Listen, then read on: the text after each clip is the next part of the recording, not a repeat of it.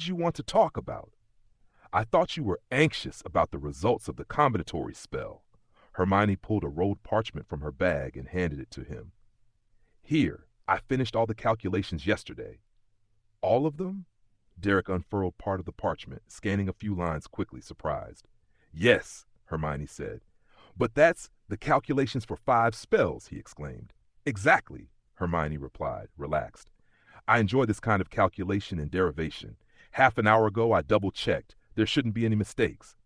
5 spells in a day? Do you know how long I spent researching the warming charm and propulsion charm before the second project? Derek raised a finger. A week and a half? 10 days. How did you manage that? Oh, well, Hermione looked up, trying not to show off, though her light steps betrayed her mood. You had to consider the entire spell. I only calculated the connecting components of the combination. That's still impressively fast, Derek admitted, thinking back to his own struggles in the common room a few weeks ago. If I'd known you were this talented, maybe you would have confessed weeks earlier, Hermione said cheerfully. But unfortunately, Mr. Greengrass, even if you had, I still would have helped Harry. She laughed, tilting back in amusement. All right, all right.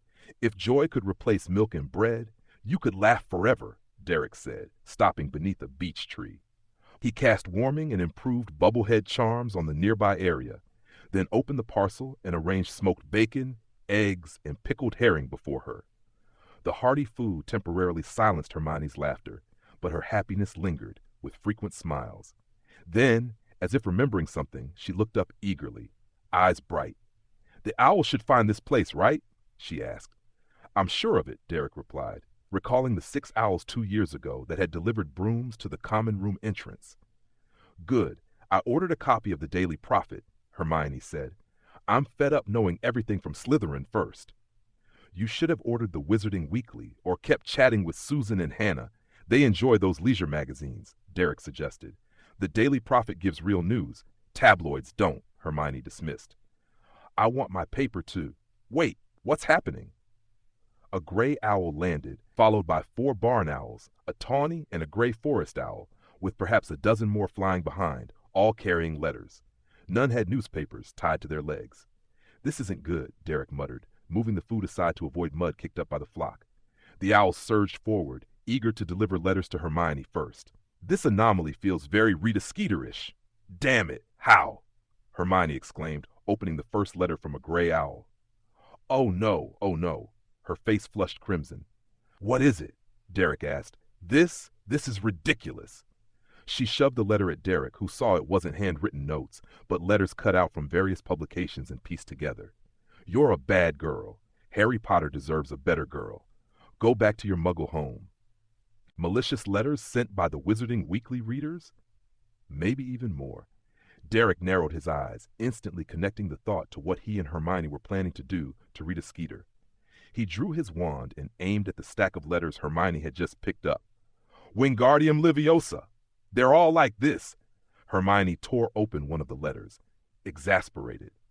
Harry Potter deserves 100 times better than a girl like you. You should be boiled in green algae. What are you doing? Is this one safe? Derek asked cautiously, directing the rest of the letters to float a few feet away. Other than insulting me, yes? Hermione said indignantly. Burning them now won't help much. I already have a rough idea of their contents. No, think about our plan for Skeeter, Derek reminded her. What if someone else comes up with the same idea as us? Stand back a little. Let there be fire. With a faint pop, a red fireball shot from the tip of his wand. Within seconds, the parchment twisted, blackened, and turned to ash.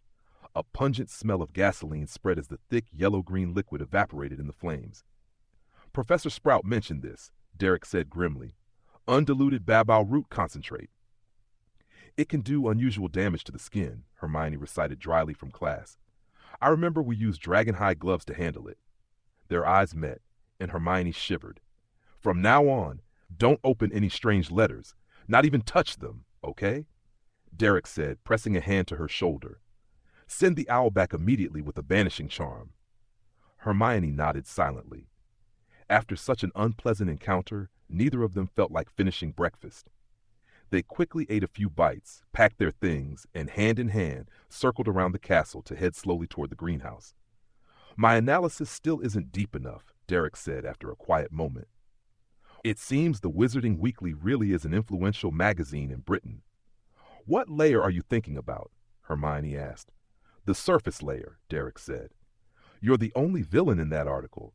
Just like when Harry and I first became champions, everyone who reads it scrutinizes you, talks about you, interprets every small gesture, and digs into your past behavior for evidence. The more you explain, the more they think you're guilty, and the more excited they get. So that's why you didn't let me go into the Great Hall this morning, but took me out for breakfast instead, Hermione said softly. But do you plan to take me out for all 3 meals every day? As long as you're willing, I'm willing, Derek said with a smile. Actually, if you didn't care so much about house elf rights, we could have gone to the kitchen. The service there would probably be 100 times better. No, I'll eat in the Great Hall, Hermione said firmly. I want to see if anyone dares hand me a letter filled with pus in front of everyone. But no buts, Hermione said suddenly. How many curses can you attach to a single letter? What? Derek asked. I mean, how many jinxes can one letter hold? Hermione snapped her arm as if cutting an invisible Skeeter in two. 5 is a moderate number, since the spells themselves have lasting effects. Watching the owls depart in groups, Derek murmured, Too few and it won't be effective. Too many and the casting and calculations multiply. I'm not afraid of calculations. Hermione's eyes sparkled. How complex a spell can you handle? Maybe 7, maybe 8, but definitely no more than 10, Derek estimated. Then let's make it 8, Hermione said fiercely. Starting tonight, we work overtime. I want that horrible Skeeter to pay. Over the next week, Hermione continued receiving malicious letters. Even though she followed Derek's advice and banished the owls, some sent screaming letters that exploded and shrieked insults on the Gryffindor table. The entire Great Hall could hear, and even students who didn't read the Wizarding Weekly learned about the so-called complicated love pentagon involving the 4 champions and Hermione Granger. Harry tried to explain his relationships with Hermione and Fleur, but the results were predictable. It'll calm down eventually, Harry said to Hermione and Derek. As long as we ignore it, people got tired of her last article about me after a while. He was right. After a week or two, the rumors lost steam. With finals approaching, most students focused on studying. Even the Slytherins used new tactics to mock Harry and Derek. It was at this moment that Derek and Hermione finally finished their 8 curse letter to Skeeter. Chapter 88, Evil Meets Its Match. Rita Skeeter emerged from the void, standing motionless under the bright sunlight of the wide arcade. Half a second later, she shook off the disorienting pressure of apparition, her crimson heels clacking against the stone as she strode toward the Daily Prophet headquarters. Apparition offered little in the way of pleasure. Feeling each organ snap back into place, Skeeter reflected on the strange sensation. She didn't particularly dislike apparition. After all, every witch and wizard appreciated a spell that allowed instantaneous travel. But compared to this simple utilitarian spell, she much preferred transforming into a beetle, slipping unnoticed through crowds, flying freely, doing all manner of fascinating things, gathering information, then turning it into eye-catching news. Recalling the major stories she had handled over the past year, Skeeter couldn't help but smile at the shops lining Diagon Alley. The Quidditch World Cup, the Dark Mark, the Triwizard Tournament, the Half-Blood Giant, the Boy Who Lived. What could be more thrilling than these? Thinking of the Boy Who Lived, her grin widened. Countless newspapers and publications existed across the British wizarding world, staffed with editors and reporters, yet only she, Rita Skeeter, keen-nosed reporter, recognized Harry Potter's worth. This boy, destined to leave a permanent mark on the annals of magical history, was like an inexhaustible gold mine.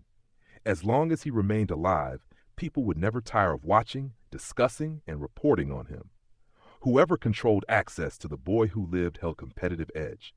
For now, she was winning, and it was clear she could continue to do so. Harry Potter's feelings? Who cared? The public had a right to know the truths about its celebrities, and Rita Skeeter intended to reveal the life of this 14-year-old boy with her unyielding sharp quill. And above all, who told him to defy trends, Harry? Skeeter's pen never forgave. Sorry, Rita. Are you heading in? A voice beside her snapped Skeeter out of her daydream, and she realized she had already reached the entrance to the Daily Prophet. A portly man waited for her. Good morning, Bozo. Skeeter adjusted her glasses and stepped inside the building. What's the situation? The old stories are still getting attention. The photographer assistant followed closely behind. A group of house elves are still tracking bagmen. Bertha Jorkins remains missing. Crouch. New news. I need new news, Bozo. Skeeter strode toward the stairs, radiating authority. Not too detailed, just a hint, a lead I can dig into, then find a suitable story. How many times do I have to say it? Yes, okay. Bozo fumbled for his notebook. Derek Greedo, that American champion. 2 days ago I had a drink with Bob from International Cooperation, and he mentioned Greedo's transfer application. Family relations. Get to the point. His mother is a mid-level official in the American Magical Congress. Skeeter froze mid-step, and Bozo stumbled back to avoid her protruding belly.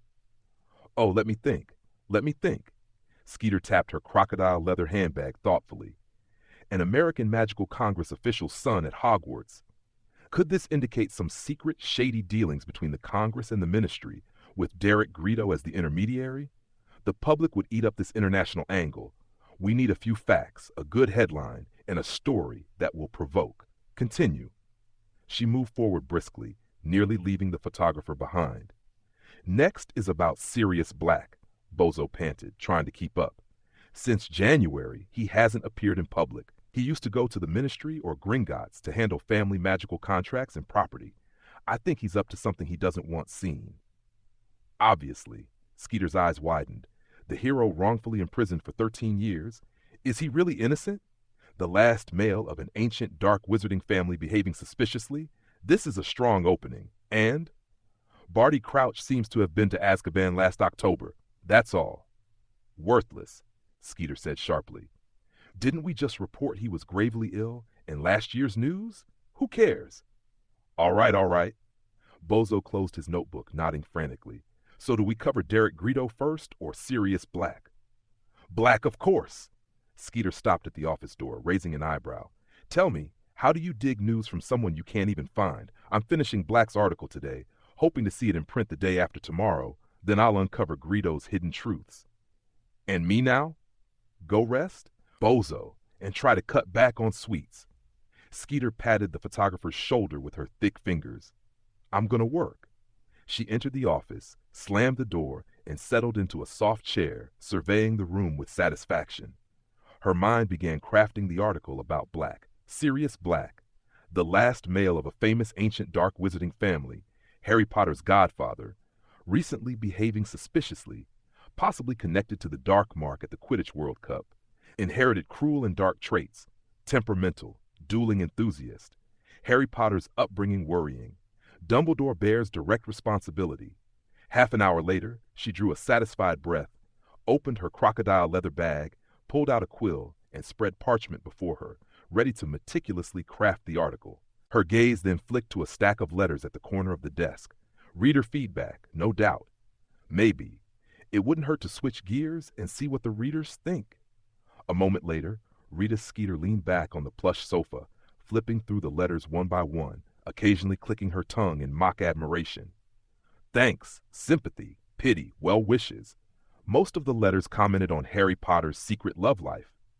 Skeeter once again felt a thrill of satisfaction at her own insight, already plotting another article involving Harry Potter in the near future. She opened the second-to-last envelope and froze.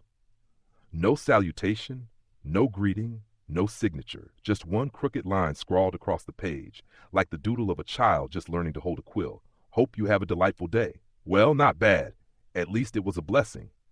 Skeeter tossed the paper aside and picked up the final envelope. Then she realized the parchment was stuck to her palm, quivering slightly as if alive. A prank? A strong adhesion charm?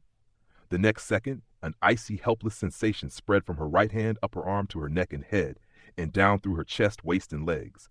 Every muscle lost control. She collapsed onto the sofa. The first curse, a petrificus paralytis. What the? Skeeter opened her mouth to scream, but all that came out was, ah! A shrill, piercing scream echoed through the office. The Daily Prophet staff jumped, eyes snapping toward the second floor. The second curse, a screaming hex. Before the ghostly wails even subsided, Skeeter felt herself spinning off the sofa, helplessly rolling to the floor. Her head lolled forward, and she glimpsed her 4 hooves. Hooves? When did she turn into a pig? The third curse, a transfiguration. Rita! Rita, are you okay? Frantic knocks and pounding came from outside. Skeeter stared at the floor, torn between wanting help and wishing the entire building would vanish. A reporter from the Daily Prophet screaming as a pig in the office. This would make tomorrow's front page. Bang! The wooden door split in 2 by magic. Several people rushed in, collectively gasping. A massive red pig lay on the floor, snapping its mouth uncontrollably, emitting ear-splitting shrieks. You're Rita Skeeter, right? Bozo crouched in front of the pig, shouting. Skeeter blinked weakly. That's her! She's been cursed! Bozo yelled to the others. Go fetch someone from the ministry! But they didn't get the chance. Before they could move, Skeeter trembled into the air. A visible swirl of gray-green mist erupted behind her, propelling the pig around the room, bouncing off walls. The would-be rescuers were unharmed by the pig's collisions. The moment they smelled the mist, they doubled over from the stench and hurried out. The 4th and 5th curses. Propulsion hex combined with foul fart hex. After several minutes and countless rebounds off the walls, Skeeter finally crashed through the door into the corridor. The gray-green smoke spread through the office, forcing staff on the second floor to cover their mouths and flee. Minutes later, the pig landed hard at the bottom of the stairs, losing momentum. The effects of paralysis, screaming, and transfiguration began to fade. Skeeter coughed through the lingering smoke, weakly propping herself up, waving feebly. Ken, someone help me! Even as a pig, the magically created fat had cushioned her fall, but her bones still felt like they were about to crumble. The stench of gray-green smoke forced all onlookers to step back.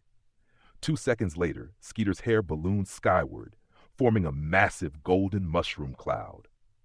The mushroom cloud cascaded down, enveloping her in long, thick strands. From afar, she resembled a writhing caterpillar. The 6th curse, hair growth hex. The Daily Prophet staff and passersby were stunned. A screaming pig flying into the hall, wrapping itself in golden hair. They hadn't imagined this. Then her hair spoke, loud and clear. I am Rita Skeeter, a journalist with no professional ethics. I take pleasure in rumors and defamation. All my reports are exaggerated and manipulated. Never believe me again. The 7th curse, speaking hex. 2 arms emerged from the hair mound. Skeeter struggled upright, dragging her massive hair, wobbling toward the second floor. Bozo ignored the stench and hurried after her. Rita? Do you need help? Wand, Skeeter whispered weakly, turning her head. I need my wand. Their eyes met and Bozo practically leapt down the stairs in horror. What's wrong? Skeeter asked feebly. Your face. It's completely swollen, the photographer stammered. The 8th spell, the stinging curse. Rita Skeeter touched her puffed-up cheeks and realized the skin under her fingers felt tight and stretched. She let out a silent sigh, sank onto the chair, and replayed the last few minutes in her mind, feeling a surge of grievance, frustration, and hurt, almost to the point of tears. Why would anyone do this to me? After a while, as the murmur of voices around her grew louder, Skeeter noticed something sticky on her hand. She looked down and saw the letter that had haunted her nightmares. The words on it had somehow changed. This is what it feels like to be humiliated. I want you to experience it too. Spread another false rumor, and next time you'll be on your way to St. Mungo's. Author's note, thanks to the god of slaughter for the warning. Thanks to Pat the Head for the warning. Thanks to Kang Tapple for the warning. Chapter 89 in High Spirits. On the morning of the 3rd day after sending the letter to Rita Skeeter, Derek sat in the great hall eating breakfast, feeling slightly uneasy. He wasn't worried about being caught or prosecuted. He was anxious about whether the plan would succeed. Would a magical fluctuation trigger a spell prematurely on the way? Would Skeeter hire an assistant to handle reader mail? Had she already encountered similar situations before and grown cautious? Even if the plan failed, there would be no serious loss, but after so much effort, a failed attempt would be frustrating. Derek instinctively glanced at the Gryffindor table and saw Hermione, who seemed equally restless. Tea? Coffee? Pumpkin juice? Ernie asked. Or milk, coffee. Derek replied casually. Something on your mind trying to stay alert? Worried about the third task? Ernie teased. No. Then it can't be anything serious, Ernie said with a grin, handing him the coffee. I guess only the Triwizard Tournament could really make you tense. Ernie's right, Justin added, piling eggs and ham onto Derek's plate and placing a bowl of porridge in front of him. This term, you became a champion, ranked first, likely to win 1,000 galleons, no finals, and you even got the girl you like. Honestly, the smoothest year of your life, right? He shook his head with a grin. So now you should. Focus on the third task? Susan interrupted from across the table. Good morning, boys. You should help those of us still struggling for finals grades, Ernie said, curling a sausage with his fork like it was a letter he wanted to see on every report card. Go borrow Hermione's History of Magic notes for me and Justin. You know Ben's hypnotic lessons are impossible to resist. Granger's back to being Hermione. Your transformation is quick, Susan mocked. Before she became Derek's girlfriend, I had to pay attention, Ernie blushed. Now you need her help, so your standards are lower? Susan laughed. When has Derek's girlfriend ever needed to meet your demands? Their rapid-fire banter was interrupted by the usual morning owls. A tawny owl landed beside Susan's plate, lifted a leg, and hooted softly. Ernie exhaled in relief and buried himself in breakfast. Thank you, Susan said, taking the newspaper from its leg and dropping a nut into the small pouch tied to its other leg. Want some toast? The owl blinked, pecked at her orange juice, and took off. I just want an obedient owl like that, Hannah said enviously, watching it fly away.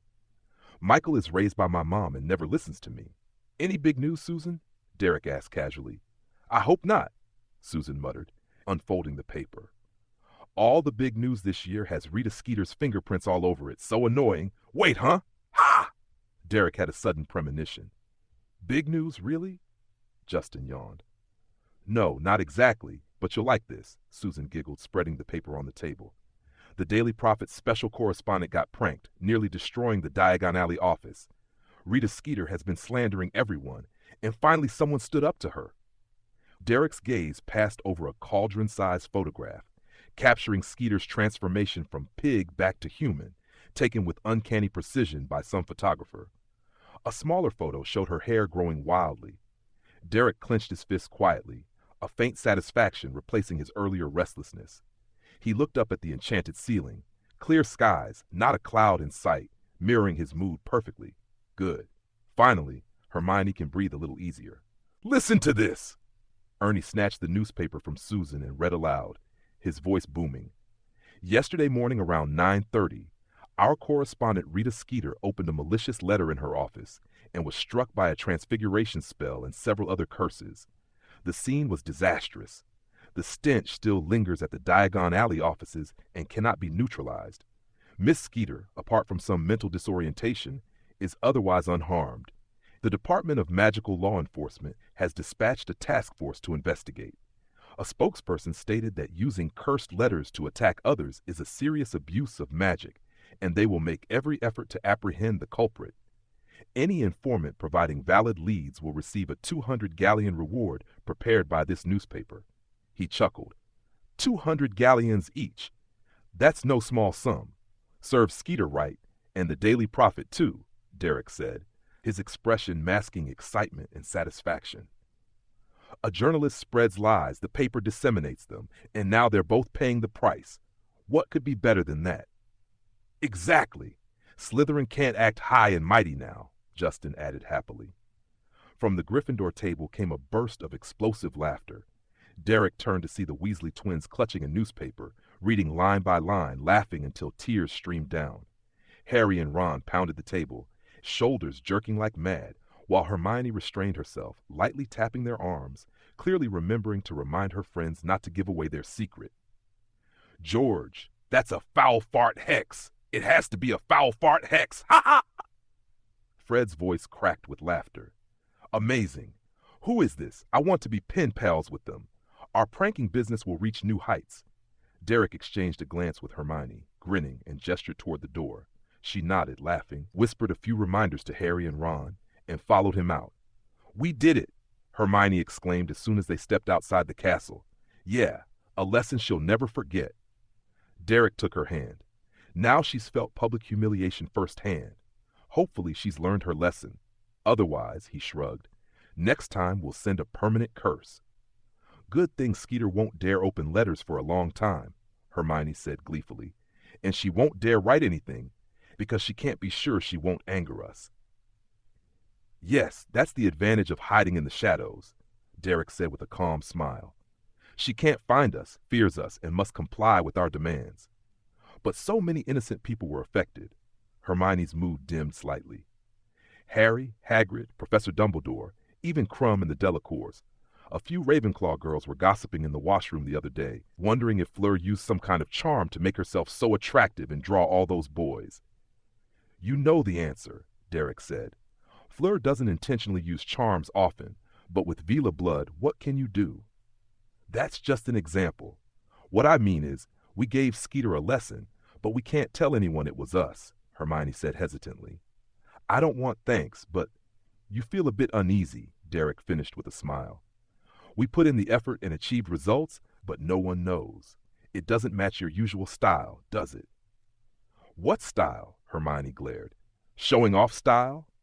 Not showing off, more like seeking recognition, Derek said. You study hard, become top of your year.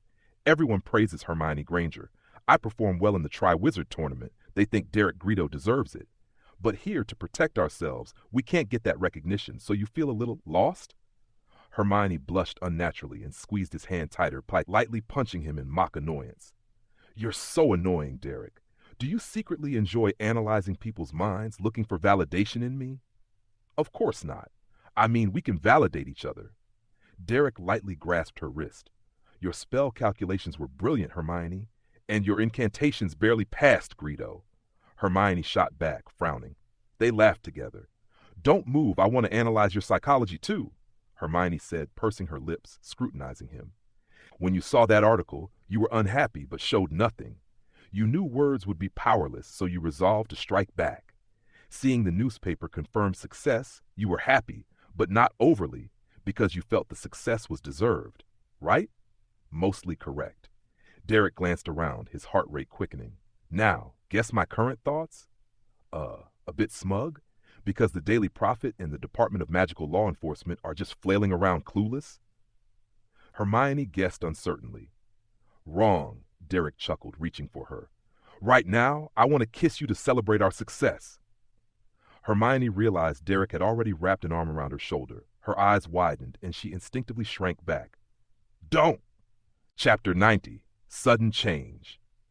After finally resolving the Rita Skeeter incident, Derek settled into a period of calm, pleasant days. Normal classes, homework, and dates.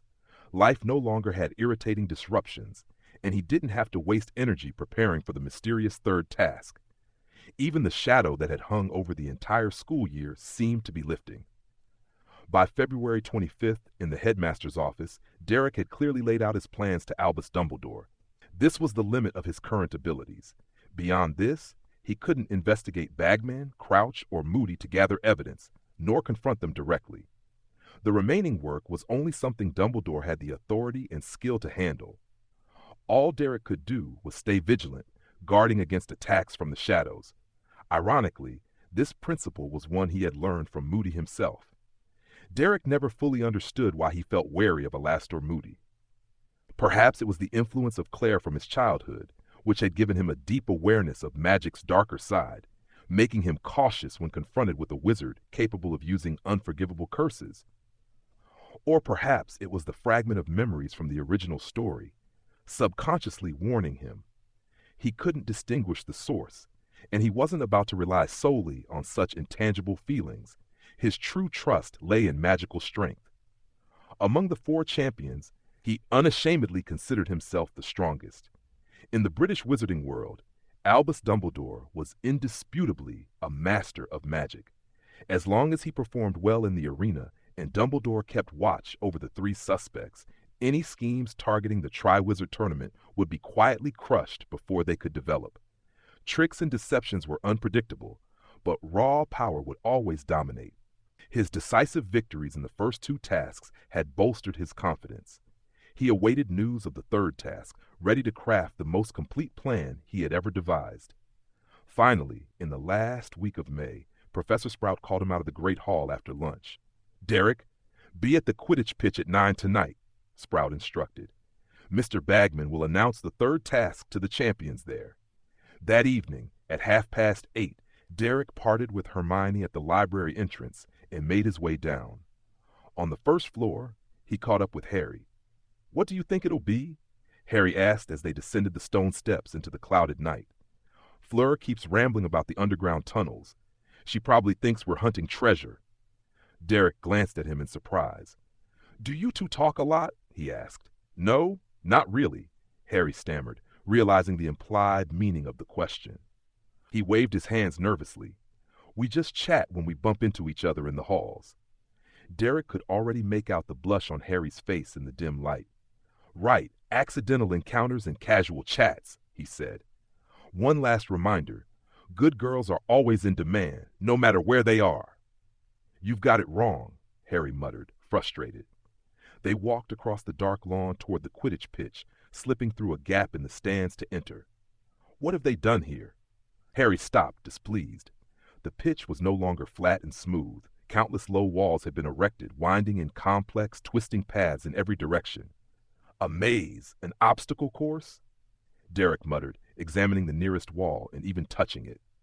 "Hello, everyone," a cheerful voice called. Ludo Bagman stood at the center of the pitch, with Krum and Fleur beside him. Derek and Harry navigated the low walls to reach them.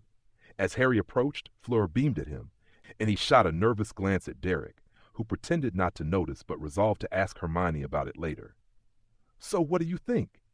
Bagman asked cheerfully as they crossed the final wall. "Good progress, right? In another month, Hagrid will have them 20 feet tall." "Don't worry," he said, noticing Harry's frown. "The pitch will be restored after the tournament." "Now I think you can guess what we're doing here?" No one spoke at first. Derek surveyed the seemingly endless tangle of walls and began to understand. "A maze," he whispered. "Exactly," Bagman said. "It's a maze. The third task is simple and straightforward. The Triwizard Cup is at the center. The first champion to reach it will earn full points." "So we just need to get through the maze?" Fleur asked. "There will be many obstacles," Bagman said excitedly, hopping on his toes. "Hagrid's provided a bunch of creatures and some spells to decipher. That sort of thing, you know. The champion with the highest score enters first." He nodded at Derek. "Then Harry, then Krum, and finally Miss Delacour. But everyone must strive. Success depends on how well you navigate the obstacles. Should be fun, right?" Everyone nodded politely. But from Hermione's comments, Derek knew that anyone capable of creating a blast-ended Skrewt wouldn't supply creatures just for fun. Harry had clearly realized this too, his expression tense. "Very well. If there are no questions, let's head back to the castle. It's a bit windy out here." As they stepped over the ever-growing walls, Bagman hurried to Harry's side, seemingly ready to launch into his usual spiel. But just then, Krum patted Derek and Harry on the shoulders. "Can I have a word with you?" "Sure, no problem." Harry looked slightly surprised. Derek was also taken aback. He couldn't imagine why Krum would seek him out. Tonight, Krum seemed off. He'd lost the calm, confident air of a top Quidditch player and instead appeared almost timid. "All right," Derek shrugged. "Follow me, okay?" "Sure," Harry said, curious. Derek gave a slight nod. Bagman seemed a little uneasy. "I'll wait here, Harry, all right?" "Oh, no need, Mr. Bagman," Harry said with a smile. "I think I can find my way around the castle, thanks." Derek and Harry followed Krum off the Quidditch pitch, but Krum didn't head toward the Durmstrang ship. Instead, he turned toward the forest. "Where are you taking us?" Derek asked as they passed Hagrid's hut and the illuminated Beauxbatons carriages. "To a quiet place," Krum stammered. They finally arrived at a secluded clearing, far from anyone else. Krum stopped beneath the shadow of a tree and turned to face them. His features obscured in darkness. "I want to know," his voice slightly trembling, "what exactly is your relationship with Hermione Granger?" Derek raised an eyebrow. Harry glanced at Krum, then at Derek, and took a step back. "It's nothing," Harry said quickly, adding, "we're just friends. Hermione is Derek's girlfriend." Derek cut in firmly. "Hermione Granger is my girlfriend. Any other questions, Mr. Krum?" In the faint light, Crumb's hands trembled, and he quickly glanced behind them before shaking his head. Very well, then let's head back to the castle. Derek felt a subtle unease he couldn't pinpoint. He tugged at Harry's sleeve, his right hand unconsciously slipping into his robe. Good night, Mr. Crumb. As they pivoted to leave, Crumb suddenly raised his hand behind him, speaking rapidly in a high, trembling voice, filled with panic. What is that? Derek instinctively turned to look, but in the next instant realized he had made a critical mistake. In the corner of his eye, and reflected in Harry's glasses as he turned, a flash of red light streaked across. 10 feet ahead, beside a large tree, a tall, thin figure raised an arm directly toward them, and another burst of red light shot straight at them. At the last second, Derek's reflexes saved him. He ducked instinctively, the red beam grazing only a few strands of hair atop his head before exploding against the tree trunk with a muffled thud. Taking advantage of the sound, Derek rolled forward, narrowly dodging Crumb's second curse. His right hand, already inside his robe, drew his wand and hastily cast at a skewed angle. Protego! Thanks, Cedric. Thanks to Cedric forcing him last year to practice dodging the bludger in those sloth-on-a-tree Quidditch drills, he could pull off such coordinated moves under pressure. The tall figure stepped forward, wand lowered slightly. Another jet of red light shot from its tip, striking Derek's shield and rebounding, forcing him to redirect his focus. Seizing the brief 2-second gap, Derek rolled to the ground again, shifted sideways, and managed to hide behind a large tree. Pointing toward the approaching figure, he shouted, Protego! Once more, hoping to slow the attacker's advance. Only now did he have a moment to process the past few seconds. Without a doubt, this Crumb was an imposter. He had led them near the edge of the Forbidden Forest, lured them into turning with a scream, and coordinated with an accomplice lying in wait to ambush them. Suddenly, Derek realized why he had felt something was off earlier. The imposter's accent was too British. At the Yule Ball, the real Crumb had spoken with a harsh, clipped accent. More importantly, both attackers demonstrated highly skilled silent casting techniques, something students at Hogwarts rarely managed. 2 adult wizards taking on 2 fourth-year students. Now that was going all out. If he hadn't reacted quickly, he'd be lying on the ground like Harry. Thinking of Harry, Derek's hand trembled slightly on his wand.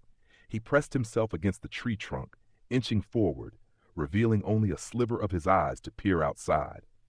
Then another red light shot out, sending a spray of wood chips into his face. Pain flared across his cheek, and he ducked back hastily. In that brief glance, Derek took in the scene clearing on the open ground. Crumb was bent over, checking on Harry while conjuring ropes to bind his hands and feet. The tall, thin companion held his wand steady, aiming at the tree where Derek was hiding.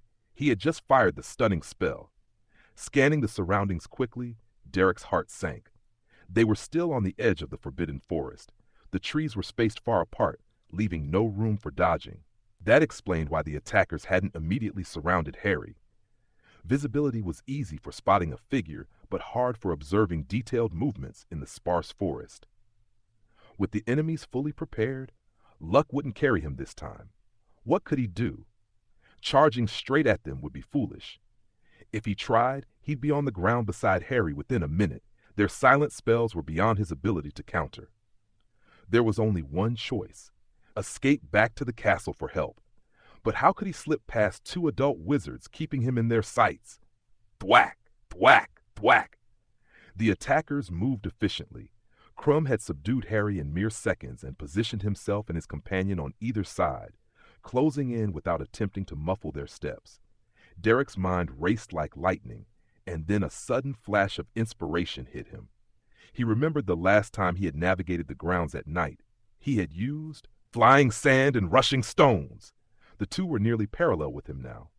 Derek shouted the incantation toward the ground, sending a flurry of dirt into the air, and dashed in a zigzag pattern deeper into the forest. Spells whizzed past his legs, narrowly missing. A thick, tall tree loomed ahead. He was almost there. Shriek! An invisible blade cut through his robe, pain radiating from his waist through his body.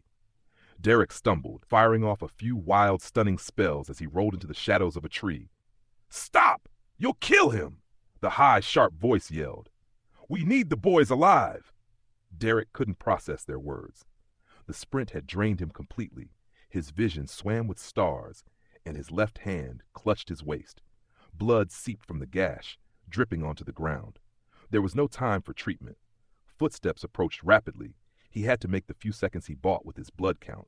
Shadow! Shadow Phantom Merge! Uttering the spell with a low, pained breath, Derek tapped his wand atop his head. A cold sensation rushed through him as he pressed on the wound.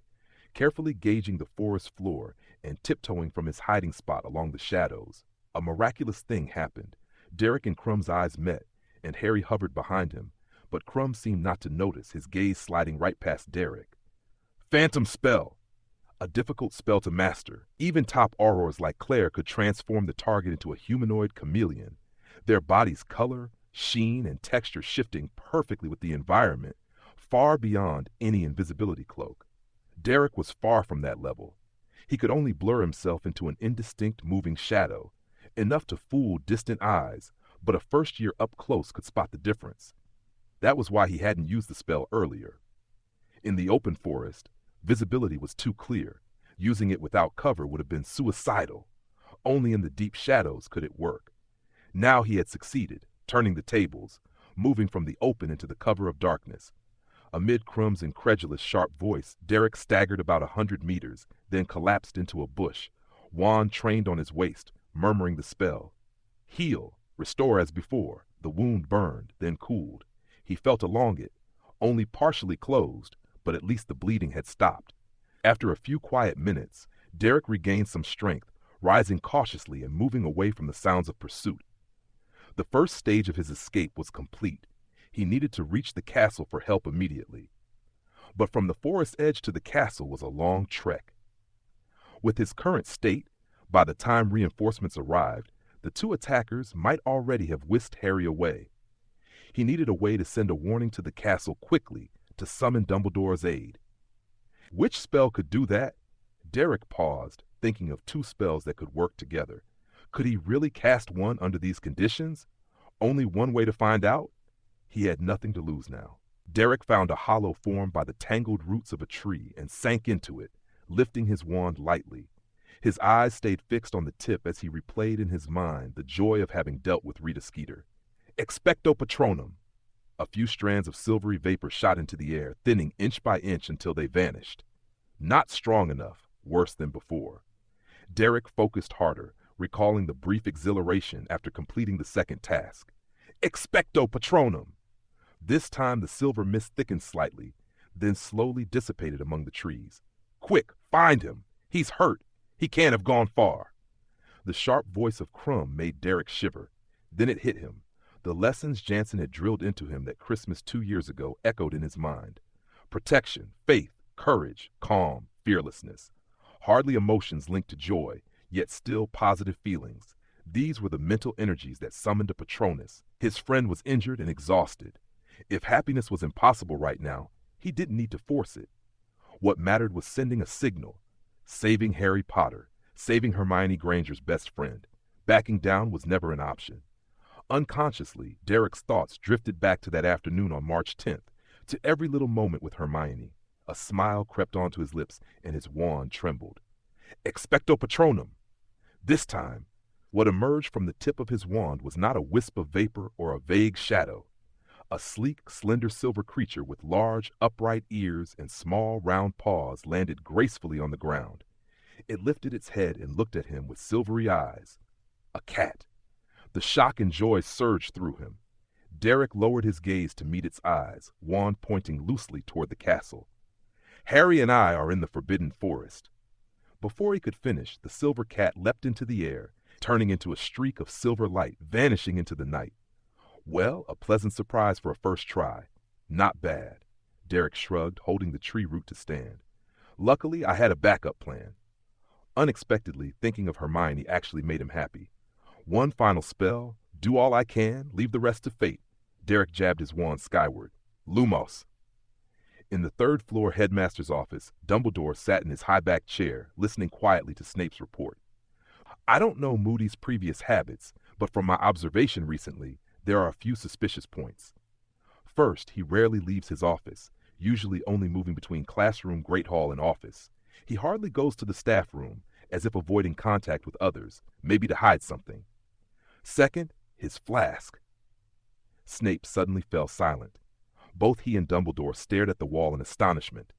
A silver Patronus streaked through a portrait, landing atop the narrow-legged desk, taking the form of a silver cat emitting a low, weak voice.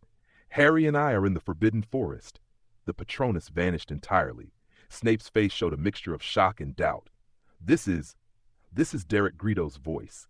He and Harry are in trouble in the Forbidden Forest. Dumbledore rose sharply, looking out the window. Tonight, Ludo should be briefing the champions on the task. Snape nodded. "Where is Alastor now?" Dumbledore's blue eyes were serious. "I don't know," Snape frowned. "He has his magical eye. I can't follow him constantly." Suddenly, a red star shot up from the edge of the forest, exploding midair into a streak of light that stained half the night sky red. A double warning. This is serious. Dumbledore strode to the perches behind the door. Fawkes spread his wings and circled above. "Go to Alastor's office first. If he's there, intercept him. If not, notify Minerva, Pomona, and Phileas. We'll meet in the Forbidden Forest." "Understood." Snape drew his wand and pushed open the oak door. Dumbledore gripped Fawkes's golden tail, and with a burst of flame, they vanished from the room. In the Forbidden Forest, Derek lowered his arms, adding a layer of muffliato, and changed direction, moving stealthily forward. The earlier sparks had revealed his location to both the castle and the attackers. This was the last action he could take. Whether Harry would be saved now depended entirely on Dumbledore's response time. His task was simple: skirt the area, quietly return to the castle, and hopefully meet any incoming teachers along the way. He finally had time to think. Who was disguised as Krum? Moody, Crouch, or Bagman? And the second attacker? Petrify them all. The next instant, Derek's arms snapped to his sides, legs straightened, and his body stiffened. He swayed slightly before collapsing with a thud. His ebony wand rolled across the ground, stopping under the foot of someone stepping out of thin air. "Good evening, Greedo." "Not bad at all." Alastor Moody's voice boomed as he loomed over him. "You nearly got away." Chapter 92.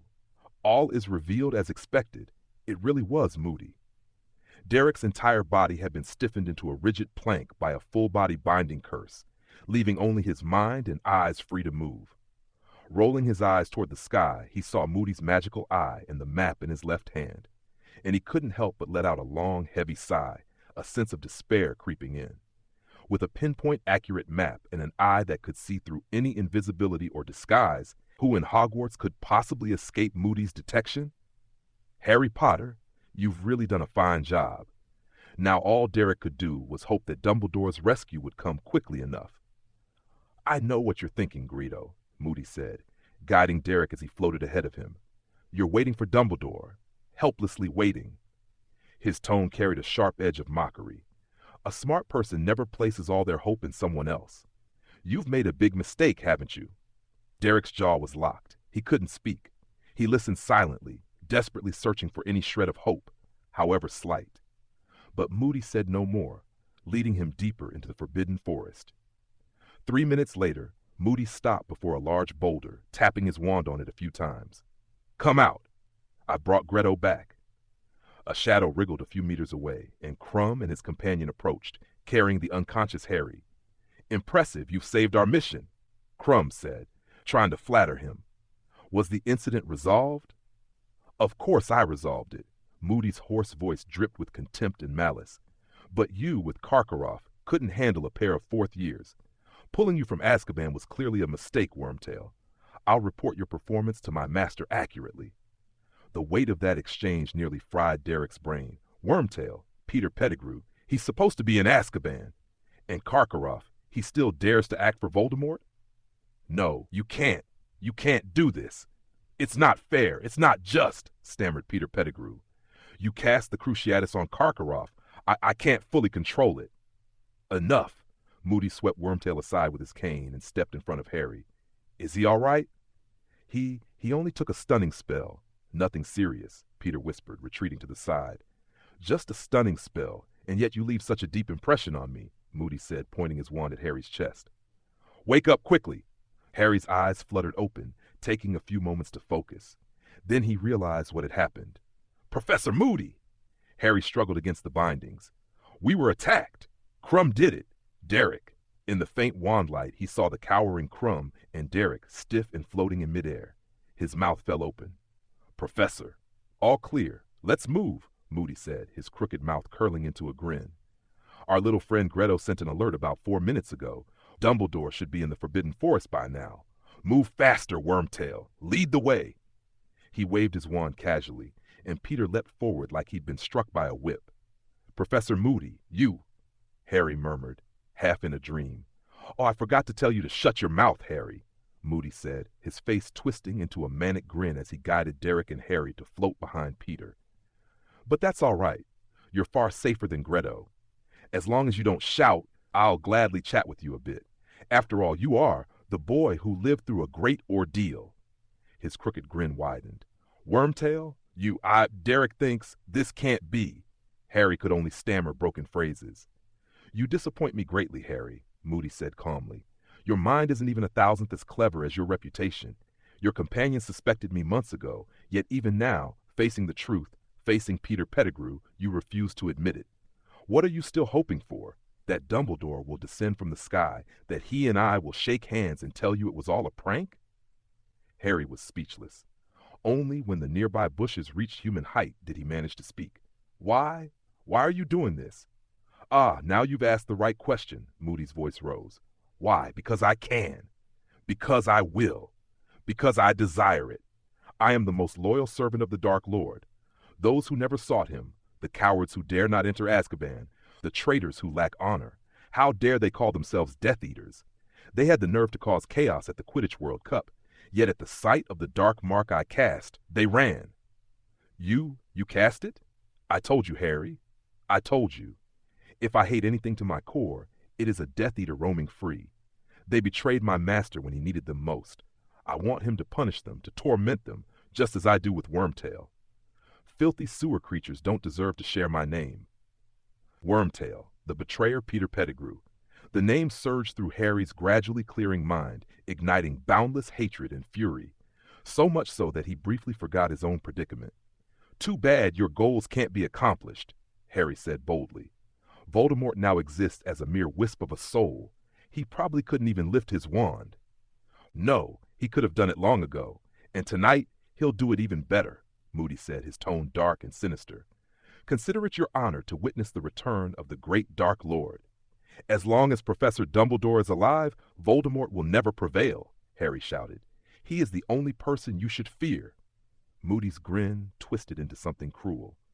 Ah, the great Dumbledore, your hero, he murmured. But tell me, Harry Potter, why did Dumbledore allow me, a proud Death Eater, to lurk inside Hogwarts until now? You're an old friend of Dumbledore's. You tricked him. Harry's courage faltered. Why would you pledge yourself to Voldemort? Wrong answer. I'll tell you why, Moody crowed triumphant. Dumbledore is old, a mere figurehead of magical mastery. This school year, how much have I done at Hogwarts? Threw your names into the Goblet of Fire, cast suggestive spells on Bagman, procured Swellflesh for you, placed the Cruciatus on Karkaroff, and Dumbledore?